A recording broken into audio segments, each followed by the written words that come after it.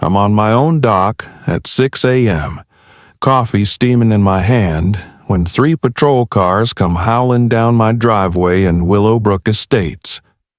The HOA president is jabbing a finger at me like I'm public enemy number 1, yelling that I'm illegally fishing on community grounds.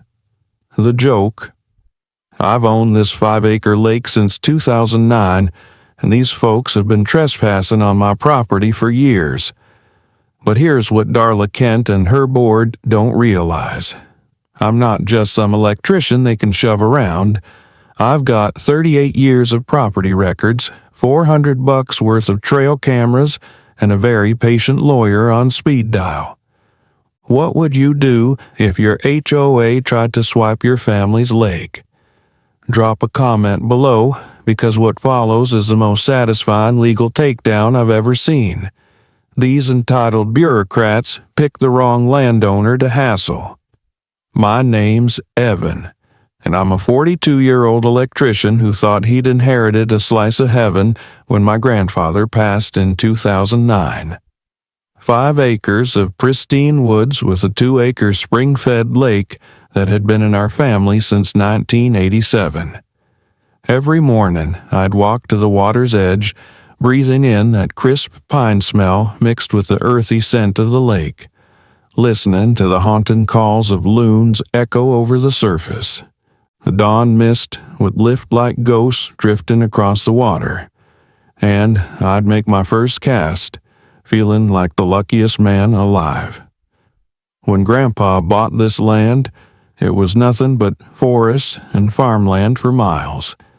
He got it for a bargain. Developers hadn't discovered our quiet corner of the county yet. The lake was stocked with largemouth bass and bluegill, fed by natural springs that kept the water clear and cold year-round. I have the original deed, the survey pins, and 38 years of property tax receipts. Not once was ownership questioned, but paradise has a habit of drawing snakes. Between 2012 and 2015, the luxury subdivision Willowbrook Estates sprouted like mushrooms after a storm. Suddenly, my quiet woodland hideaway was ringed by $400,000 to $600,000 homes filled with upper-middle-class families and retirees who arrived expecting resort-style amenities.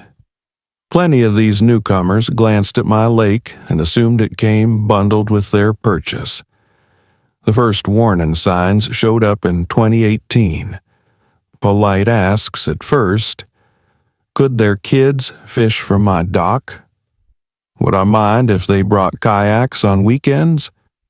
I'm not unreasonable. I said, sure, now and then, but ask them to check with me first. Basic courtesy, right? Then the gripes started. Anonymous calls to the county about mosquito issues from standing water.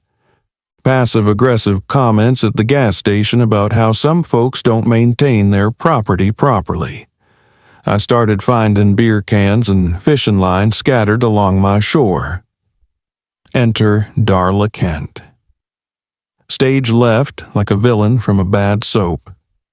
Darla moved here from California in 2019, mid-50s, a perfectly styled blonde bob that probably cost more than my monthly grocery bill, and a white luxury SUV she parked like she owned every spot in town. She was a retired marketing exec with a smile that never reached her eyes and a knack for turning suggestions into marching orders. Within 6 months of arriving, Darla was elected HOA president. I should have read the signs when she campaigned on enhancing property values through community standards enforcement. Translation: she was going to make everyone miserable until they bent to her will. The first big incident hit on a Saturday morning in early 2023. I was heading down to the lake with my coffee, hoping for a peaceful cast, when I heard the whine of a cordless drill. Someone was installing signs around my property. No trespassing signs.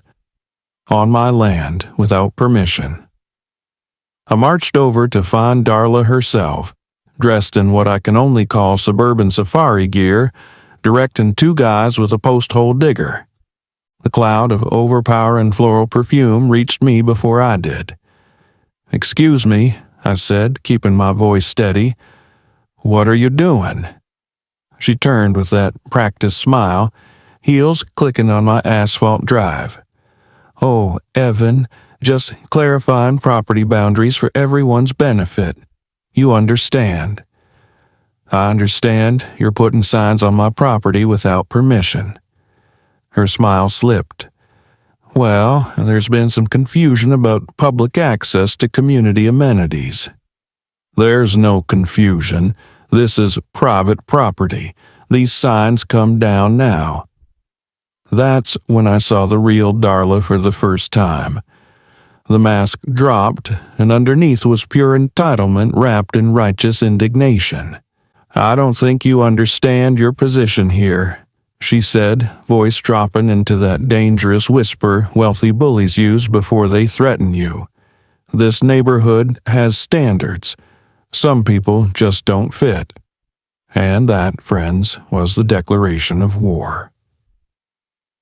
2 weeks later, I found out Darla didn't appreciate having her authority challenged.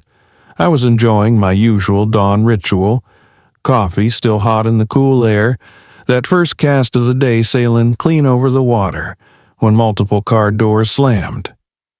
Darla emerged through the tree line like she was leading a tactical raid, flanked by 3 HOA board members I barely recognized. "Mr. Harper," she announced, using my last name like we were in court, "we need to address your ongoing violations of community standards." I looked around at my own property, my own lake, holding my own fishing rod. "I'm sorry, what now?" Her sidekick, a jittery guy named Trevor who wore polo shirts like a uniform, stepped forward with an official-looking envelope. This was a cease and desist from their lawyer about my supposed disruption of community peace and unauthorized use of shared recreational facilities. The taste of my coffee turned bitter. I could hear my reel spinning freely in the quiet as I processed their accusation. "Shared recreational facilities," I repeated. "You mean my private lake that I own?" "The HOA has determined certain amenities affect community property values and therefore fall under our jurisdiction," Darla recited from what was clearly a prepared script. "Continued violations would trigger daily fines of $2,000 and potential liens against my property. Here's the thing about bullies. They rely on shock to freeze you. They swarm you with official-sounding nonsense and hope you fold." Darla had clearly pulled this stunt before, but I was raised by a grandfather who taught me that when someone threatens your livelihood, you don't get angry, you get clever. "I'll need to review this with my attorney," was all I said. Darla's grin widened like she'd scored a win. That weekend, I spent 12 hours at the county recorder's office digging through public records. Best $20 I ever fed into parking meters. What I uncovered was fascinating. Willowbrook Estates HOA was incorporated in March 2014, a full 2 years after I inherited my land in 2009. Here's a handy nugget for anyone facing HOA overreach. An association formed after you already own your property has zero legal authority over you. They can't retroactively rope in existing landowners. It's like starting a book club and declaring everyone who already owns books has to follow your reading rules. Armed with that, I did the thing Darla probably didn't see coming. I hired a real attorney. It cost me $5,000 for the consultation, but it was worth every cent. Within 48 hours, my lawyer fired off a cease and desist to the HOA, demanding they stop the harassment immediately. Then I went on offense. I posted my survey and deed in the neighborhood Facebook group with a polite explanation of the actual boundaries. The response was instant and eye-opening. Several neighbors chimed in with support, and a few shared their own stories of Darla's overreach. Darla's counterpunch was predictably petty. She deleted my posts, blocked me from the group, and put up her own message claiming I was harassing board members and creating a hostile atmosphere for families. But here's where she made her first real misstep. She escalated to government agencies. 3 days later, a city code enforcement officer showed up with a clipboard and a puzzled look. Apparently, someone had filed a complaint listing 17 different municipal code violations. "Honestly," the inspector said, glancing around my well-kept property, "I'm not sure why I'm here. Everything looks fine. Someone claimed you're running an illegal campground." "Did they say who filed it?" He checked his sheet. "Says concerned neighbor. But between you and me, most of our anonymous complaints come from the same phone number." He tilted his head toward the subdivision and shook it. "Some folks have too much time." The inspection lasted 20 minutes. 0 violations. He even complimented the build of my dock. But Darla wasn't finished. That evening, I got a call from my closest neighbor to the subdivision, a retired high school teacher named Ray Delgado, who'd been watching the mess with growing concern. "Evan," he said, "you should know what Darla's saying at board meetings." "What now?" "She's telling people you threatened her. Says she's scared to walk her dog past your place." I felt my blood pressure spike. "Ray, I've never even raised my voice at her." "I know, and you know, but she's got some folks rattled. Thing is, others are getting tired of the power trips. You're not her only target." When I hung up, it hit me this was bigger than just my lake. Darla was building a pattern of intimidation, and I was simply the latest project. Time to start documenting everything. Darla apparently decided that if one government office wouldn't back her up, she'd try them all. The next month felt like a game of bureaucratic whack-a-mole. First came another code enforcement visit, this time with a list of 23 supposed violations she'd conveniently provided. Everything from improper dock design to unauthorized removal of vegetation. The inspector trudged through my property for 3 hours with the enthusiasm of someone reviewing tax forms. "Sir," he finally said, "whoever filed this either has very poor eyesight or very wild imagination. Your place is cleaner than most city parks." Then came the state wildlife department. Someone had reported me for running commercial fishing operations on my private lake. The officer, a friendly guy named Ben, took one glance at my single rod and tackle box and chuckled. "Let me guess," he said. "HOA dispute?" "How'd you know?" I asked. "You'd be surprised how often we get calls like this.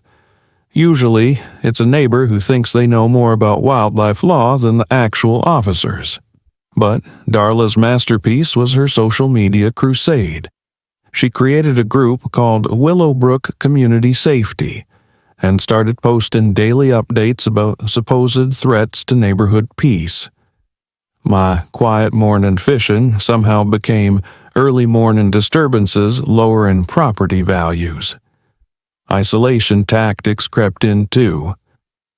Suddenly, I wasn't invited to the annual block party I'd always attended. Neighbors who used to wave started looking away. Even the mail carrier mentioned some folks were asking questions about me. That's when I knew it was time to dig deeper. I spent another weekend buried in public records. This time I pulled the HOA's founding documents. What I discovered was a gold mine. The original 2014 incorporation clearly excluded my property, but in 2019 there was an amendment that magically expanded their boundaries to include my land. Here's another knowledge nugget. property cannot be added to an HOA without the owner's written consent. They can't just vote you in like you're being forced to join a club. It's like your neighbor deciding your garage is now part of their association. Completely illegal, but plenty try it since most folks don't know better. I took my findings straight to my lawyer, and his eyes lit up like a hunting dog catching scent. "Evan," he said, "this is fraudulent.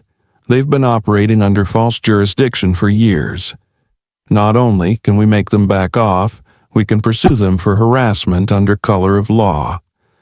He drafted a sharper letter, threatening a lawsuit for fraudulent boundary claims and demanding all enforcement actions against my property stop immediately.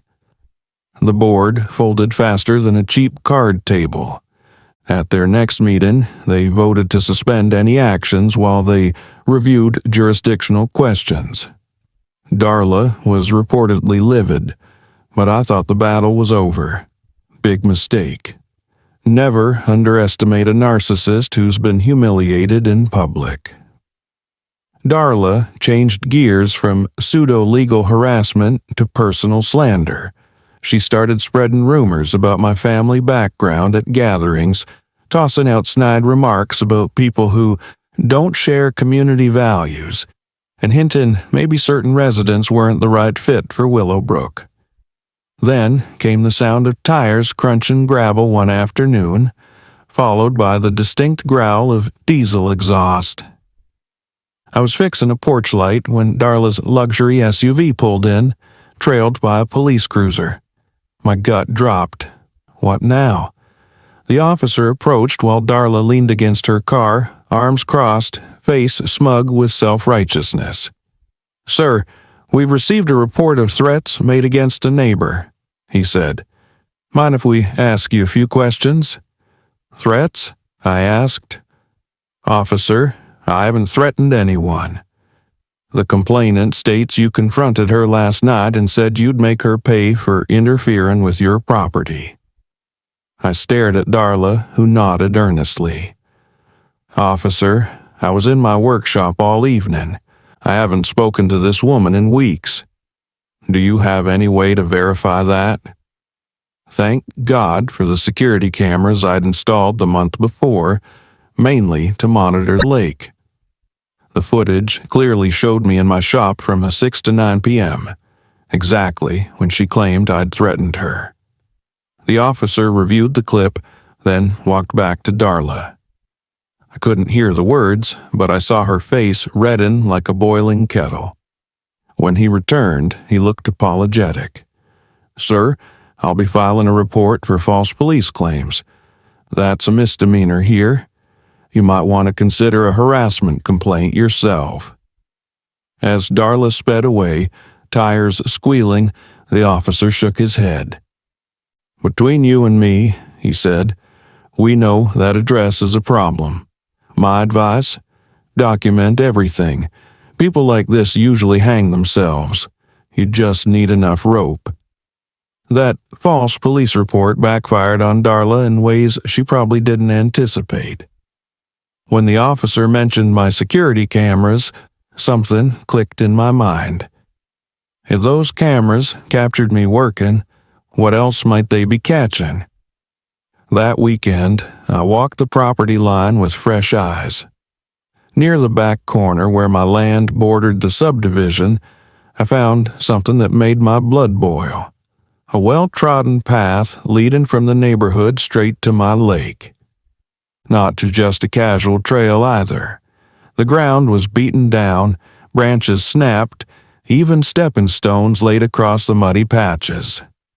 Following it all the way, I stumbled on what could only be described as an unauthorized beach club.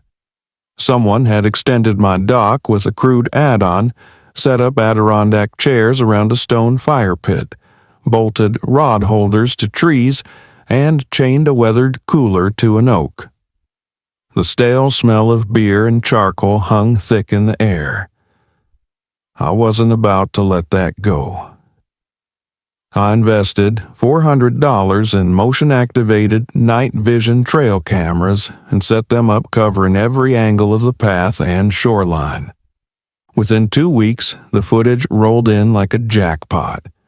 47 separate trespassing incidents. Families picnicking, teenagers partying, adults hosting fishing contests. One night even captured a full-blown cookout with 20 people. But the best part, Darla herself, showing up on camera no fewer than 8 times. This woman who claimed she was terrified of me, casually lounging on my lake like it was hers. Ray soon delivered more intel that explained the boldness. He showed me a copy of the HOA's annual budget. Check line item 47, he said. Lake maintenance, $15,000 over 3 years. They've been charging residents for maintaining your lake, Ray explained. Darla told everyone the HOA was responsible for it. Here's a nugget for anyone. Always audit HOA budgets if you suspect funny business. They often list expenses for property they don't even own. It's like your neighbor billing you for washing their car and calling it community vehicle upkeep. But it got worse. Ray also obtained a copy of the HOA's insurance policy through a board contact. And there it was, in black and white. My lake listed as a covered community water feature. Think about that. The HOA was collecting insurance premiums from residents for my property while I was paying my own insurance and carrying the liability risk for people trespassing. I called my lawyer immediately. He nearly whistled after reviewing everything. Evan, this isn't just harassment anymore. This is fraud. Multiple counts.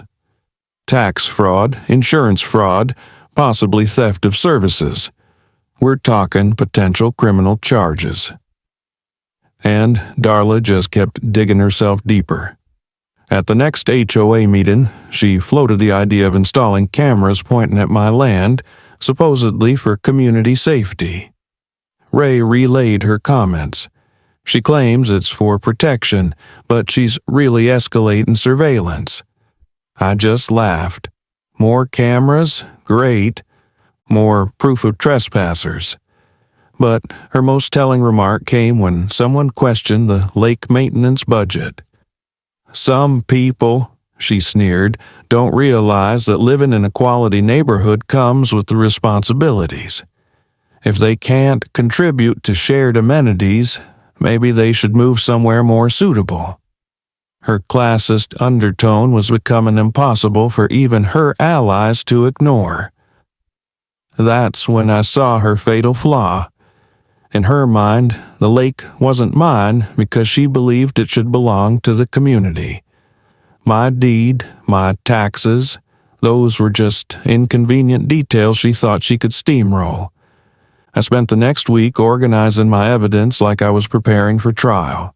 Security footage, financial records, insurance policies, witness statements, all in order. The pattern was undeniable.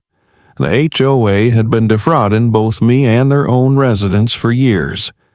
But I didn't just want to win in court. I wanted accountability.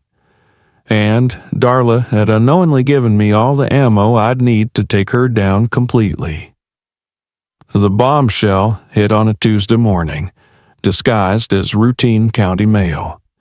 Sorting through bills and junk, I spotted an envelope from the assessor's office about a property tax appeal review. Strange, I hadn't filed any appeals. My taxes were fair, and I'd never had issues. Opening it, I felt like I'd been sucker punched.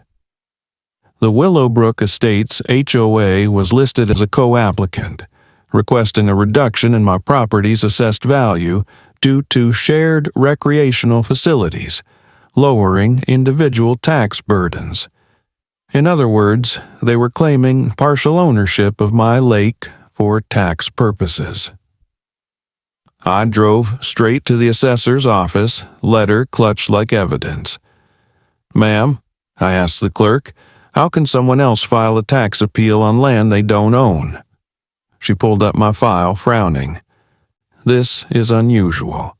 According to this application, the HOA says they maintain and insure the water feature, so they qualify for partial tax relief under shared amenity rules. I slapped down my deed. Owned by my family since 1987. No shared ownership ever. Her frown deepened. If this contains false info, sir, that's tax fraud. We'll have to investigate immediately. Tax fraud. The words hit like lightning. Driving home, my brain churned. If Darla was bold enough to file fake tax claims, what else was she falsifying? I started cross-checking everything. The insurance revelation became even more infuriating. I called my provider with a simple question. If someone else's insurance listed my property as covered, what did that mean? Either a mistake, the agent said, or fraud. You can't insure property you don't own. That's like me taking out life insurance on a stranger. If they've been collecting premiums on this, it's theft. The scope of Darla's scheme was staggering. She wasn't just harassing me. She was fleecing her own neighbors while committing felonies. Then Ray called that night with even more dirt. Evan, you're not gonna believe this. Darla's husband just filed for business bankruptcy. They're in serious financial trouble. Suddenly, everything made sense. This wasn't just about ego or control. Darla was desperate, using her HOA presidency to prop up her crumbling lifestyle. The position wasn't about community, it was about survival. Ray, I asked, what happens if she loses the next HOA election? He didn't hesitate. She'd be ruined.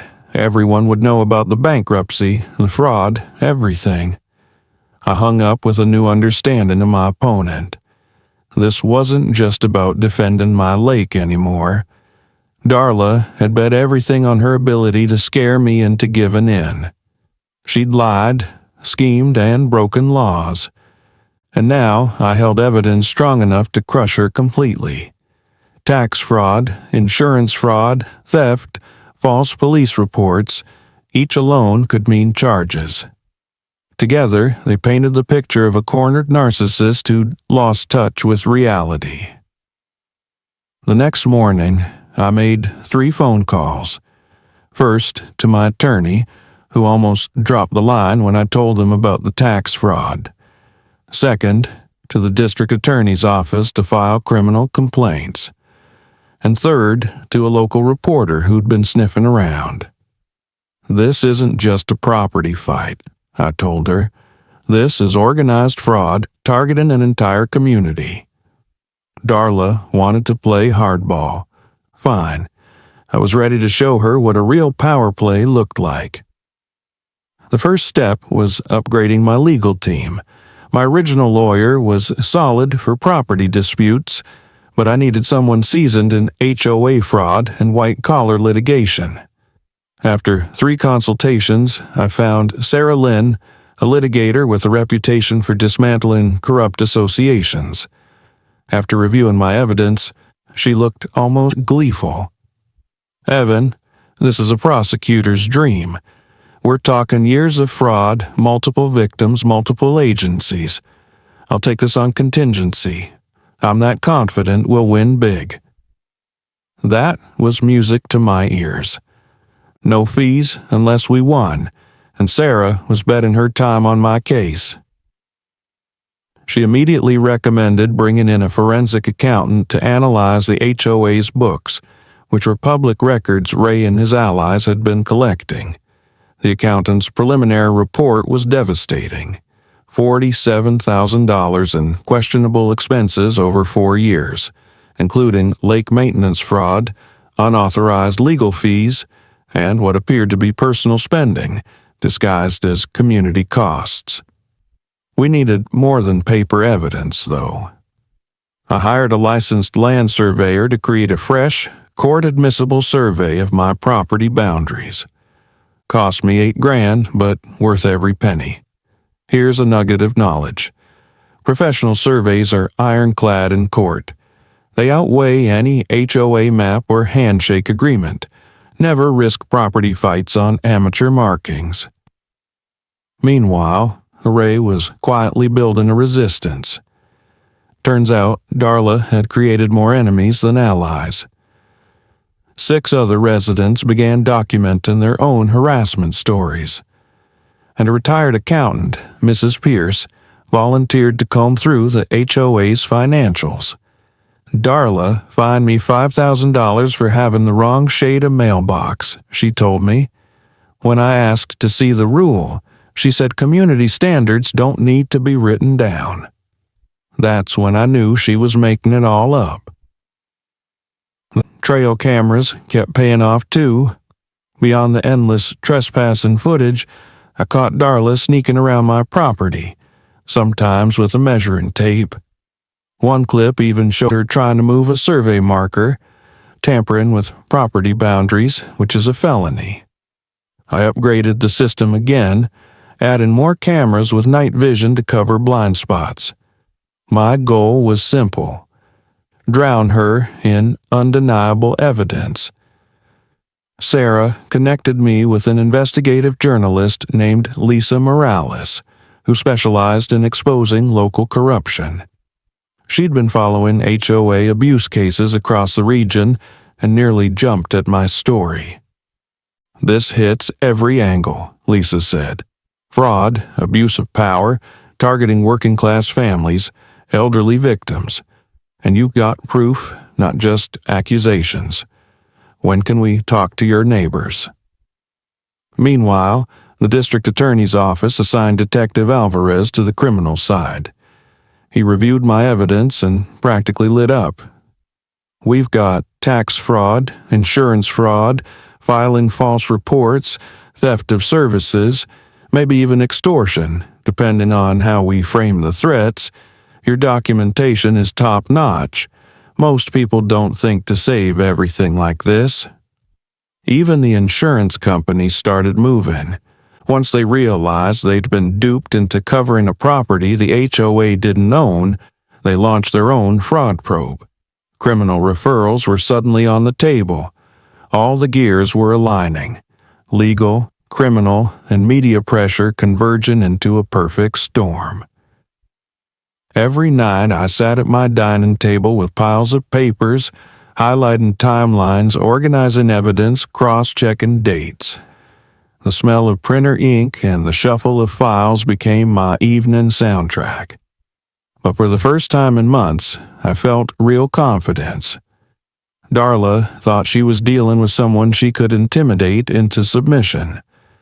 Instead, she'd picked a fight with someone who understood that preparation and documentation beat tantrums every time. The neighborhood itself was shifting too. Word of the shady budgets spread fast, and residents started asking sharp questions at meetings. Darla's support base was crumbling. It was only a matter of time before she went too far and handed me her final mistake. And sure enough, she did. Darla's desperation soon went off the rails. The first sign came on a Monday morning when I found my dock vandalized overnight. Boards had been pried up with a crowbar, my fishing line storage hacked apart, and my tackle box, heirlooms from my grandfather, gone. About $2,000 in gear, destroyed or stolen. Fresh wood splinters mixed with the lake air told me it had happened just hours earlier. But my trail cameras had caught everything. 2 teenagers I didn't recognize did the damage around 2 a.m., while a wide-angle shot showed Darla's white SUV idling nearby, headlights off. When I showed the footage to Detective Alvarez, he shook his head. Conspiracy to commit vandalism, plus involving minors. She's stacking felonies like playing cards. Then came the wave of bogus complaints. Code enforcement got calls about unpermitted structures and environmental hazards. The health department was told my lake was a mosquito breeding ground.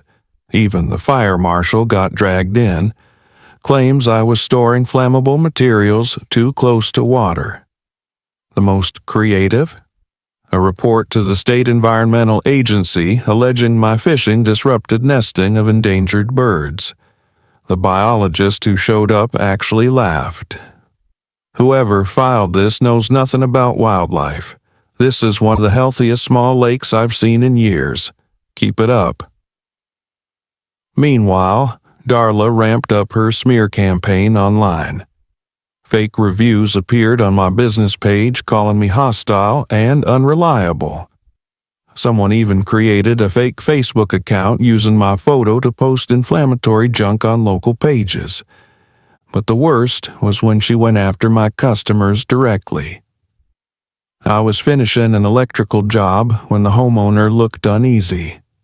"Evan, someone called me yesterday saying you're under investigation for fraud. They warned me not to pay you." "Did they give a name?" I asked. "No, but the caller ID showed a local number." That number, I later traced, belonged to Darla's home line. That was her biggest blunder. Up until then, it was about property and harassment. But targeting my livelihood? That was war. Sarah nearly grinned when I told her. That's tortious interference with business relationships, big money damages. She's turned this into a 6-figure lawsuit. And then Darla went for sheer madness.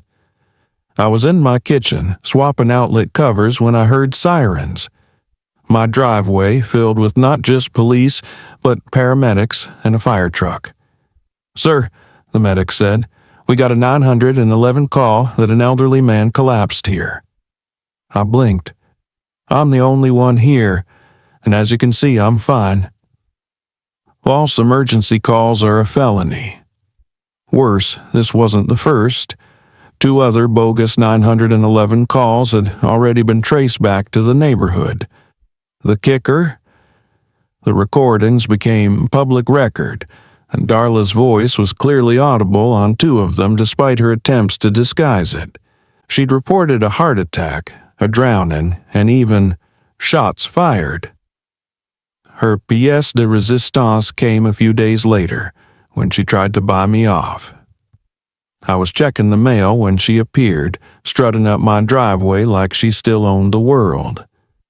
I kept my phone recording in my pocket. "Evan," she said, "we can resolve this like adults. The HOA is prepared to offer you $25,000 in cash plus exclusive fishing privileges for your family if you withdraw your complaints." "Cooperation meaning what exactly?" I asked. "You back off. We formalize shared use of the lake. Everyone wins. Otherwise," she smirked, "legal battles are expensive, public. Small business owners can't afford that kind of attention." I had her cold. Bribery, extortion, threats, all in her own voice. She thought she was offering me an exit, when really she handed me the final nail for her coffin. Darla's next move was so outrageous it almost felt like comedy, if it hadn't been dangerous. 2 days after her failed bribe, I received a letter from the city's environmental health department. Someone had filed a detailed complaint claiming my lake was contaminated with hazardous runoff, supposedly from electrical equipment stored too close to the shoreline. The attached lab report looked official, citing petroleum products and heavy metals in the water. The consequences would have been devastating. If the claims stuck, my property could be condemned. Cleanup costs could bankrupt me, and the lake's reputation would be destroyed. When the inspector arrived, he showed up with a full hazmat team, dressed like they were stepping into a disaster zone. "Sir, if these contamination levels are accurate, we'll have to test the entire lake," he explained gravely.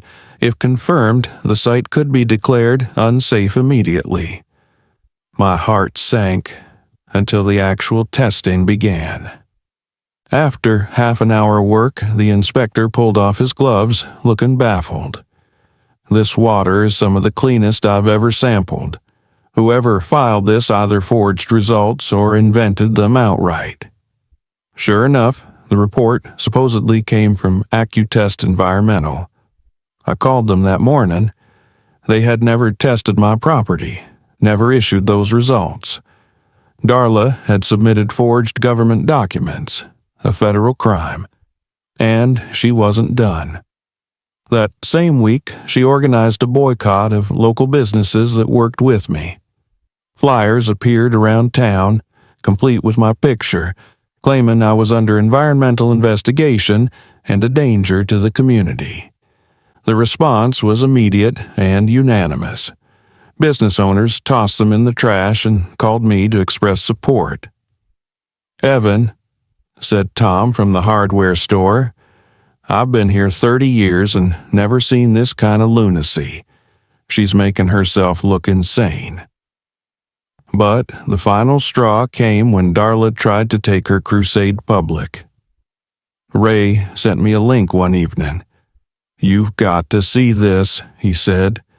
It was a 20-minute Facebook rant, filmed in her living room with lighting that made her look like a villain from a horror flick. She claimed I was part of a conspiracy to destroy neighborhood property values, that my fishing was actually coded signals to criminals, and that outside agitators were helping me undermine Willowbrook. The deeper she went, the wilder it got. The comments were brutal. Neighbors openly called her delusional. Some suggested she get psychiatric help. The coup de grace came at the end when she said, "If the authorities won't protect us from dangerous individuals, residents may need to take matters into their own hands. Sometimes good people have to make hard choices." Threatening vigilante action against a neighbor on video. That was harassment with implied violence. I sent the recording straight to Detective Alvarez, who watched with disbelief.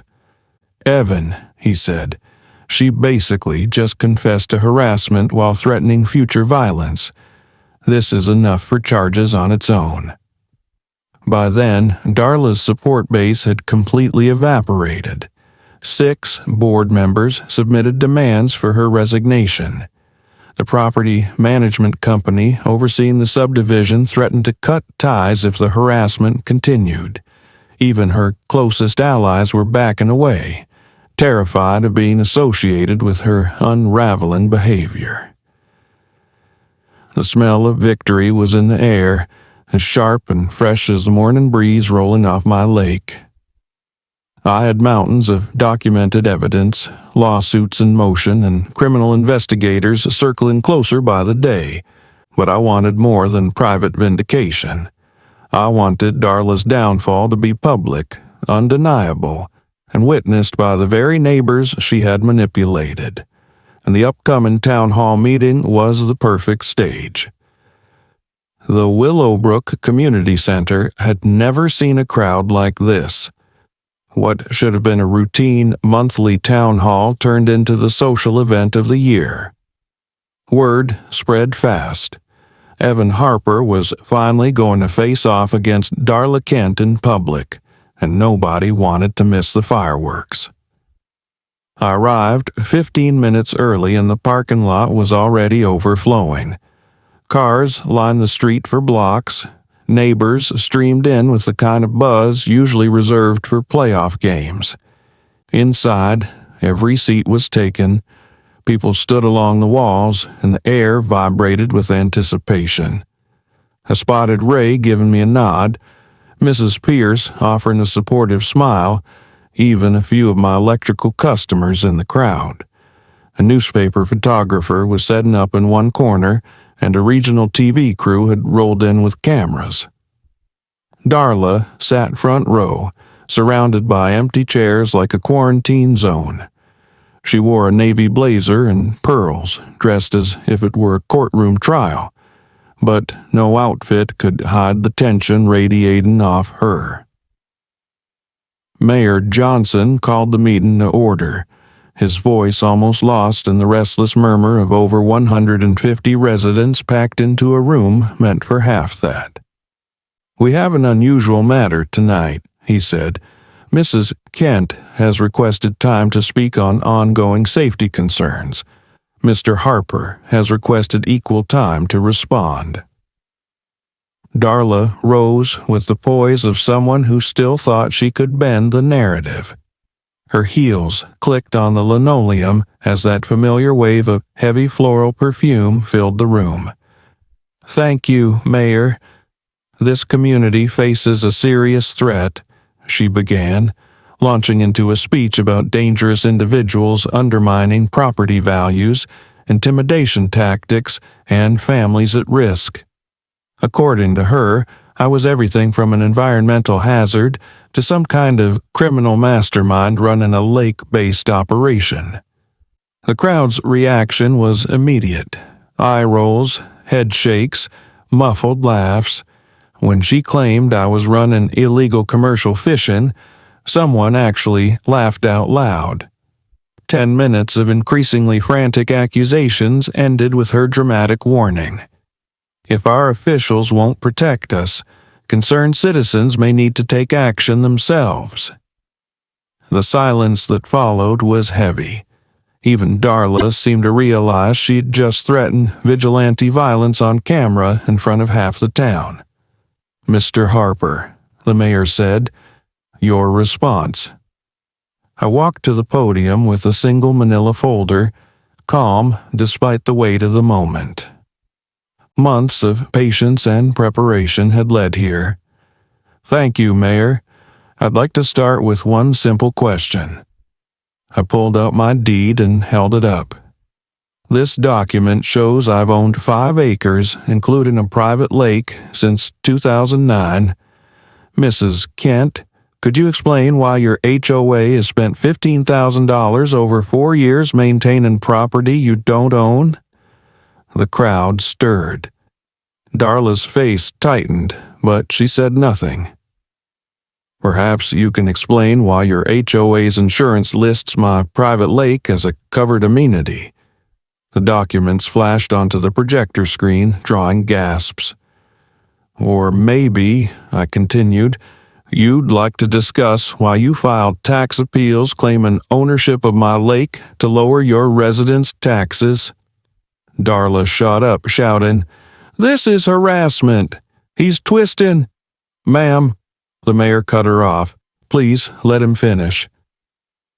I pulled out my phone, connected it to the sound system, and hit play.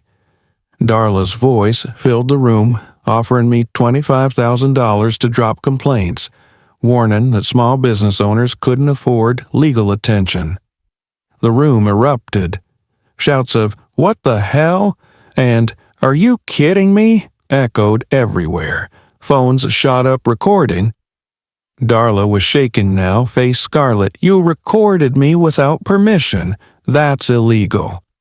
"Actually," I said calmly, "Virginia is one-party consent state." Then I clicked to the next slide. Trail cam footage of Darla supervising 2 teens vandalizing my dock at 2 a.m. Gasps swept the room. "Would you like to explain that, Mrs. Kent?" she snapped. "This is a conspiracy. He's working with criminals to destroy our neighborhood. Someone needs to stop him." At that exact moment, Sheriff Walker entered from the back, flanked by deputies. Perfect timing. "Darla Kent," he announced, voice echoing through the hall, "you're under arrest for filing false reports, insurance fraud, and conspiracy to commit vandalism." The room exploded. Cameras flashed as the deputies cuffed her. Her carefully crafted image shattered as she was led out in disgrace, heels clacking against the floor. The crowd broke into spontaneous applause, not for me, but for justice finally being served. 3 weeks later, the legal dominoes fell just as predicted. Darla pled guilty to multiple fraud charges in exchange for probation, community service, and $50,000 in restitution. Money distributed among the very residents she'd been stealing from. The HOA board voted unanimously to permanently exclude my property from their jurisdiction, issuing a formal public apology printed in the local newspaper. The case became a teaching example across the state. Prosecutors used my evidence-gathering methods as a model for other harassment victims, and Detective Alvarez called it the most well-documented HOA abuse he'd ever seen. But the real victory wasn't in the courtroom. It was personal. 6 months after Darla's arrest, I hosted the first annual Willowbrook Lake Day on my land. What began as a neighborhood cookout turned into a community celebration. Families laid out blankets, kids fished with donated gear, and the smell of grilled burgers mingled with fresh pine and lake water. Ray's granddaughter caught her first bass that day, squealing with delight as it splashed in the shallows. Mrs. Pierce brought her famous potato salad and regaled everyone with stories of uncovering Darla's financial games. Even Mayor Johnson showed up to thank me for restoring trust and accountability to the neighborhood. My lake, once the center of conflict, had become a symbol of unity. I partnered with the state wildlife department to run a Saturday program teaching families about ecology and fishing. It grew so popular that 3 neighboring counties asked me to help them start their own. My electrical business thrived too. The media coverage brought customers from across the region, and my reputation for patience and precision only grew. I hired 2 apprentices and had more projects than I could take. The HOA itself transformed under new leadership. Transparent budgeting, regular audits, and a ban on retaliatory enforcement turned things around. Property values actually rose after Darla's ousting, and for the first time, the subdivision felt like a real community. Darla, meanwhile, sold her house and left town. Nobody missed her. 1 year later, I was back where it all began, sitting on my dock at sunrise, coffee warm in my hand, the calls of loons drifting across the water, children's laughter carried from the shoreline as families arrived for our weekend program. The air was clean, the water calm, and for the first time in a long while, peace felt permanent. Funny thing, word spread. 3 other communities reached out for advice on fighting their own HOA tyrants. Turns out Darla wasn't unique, just the local face of a nationwide problem. I found myself becoming an unofficial consultant for property rights battles, teaching people how to document, prepare, and win. Next week, I'll be testifying before the state legislature on HOA oversight reform. And yet, even with all that, my favorite stories are still the ones neighbors tell over burgers at the lake. If you think Darla was wild, just wait until you hear about the HOA president who tried to seize her neighbor's garden and got destroyed by a 78-year-old retired attorney. Because, compared to her, Darla looks like an amateur. If you've survived your own HOA nightmare, drop your story in the comments. I read them all, and the wildest ones just might end up in future videos. And if you love seeing bullies get exactly what they deserve, don't forget to subscribe and ring that notification bell. Because sometimes justice tastes as sweet as a morning cup of coffee by a quiet lake, surrounded by people who know it's always worth standing up to corruption.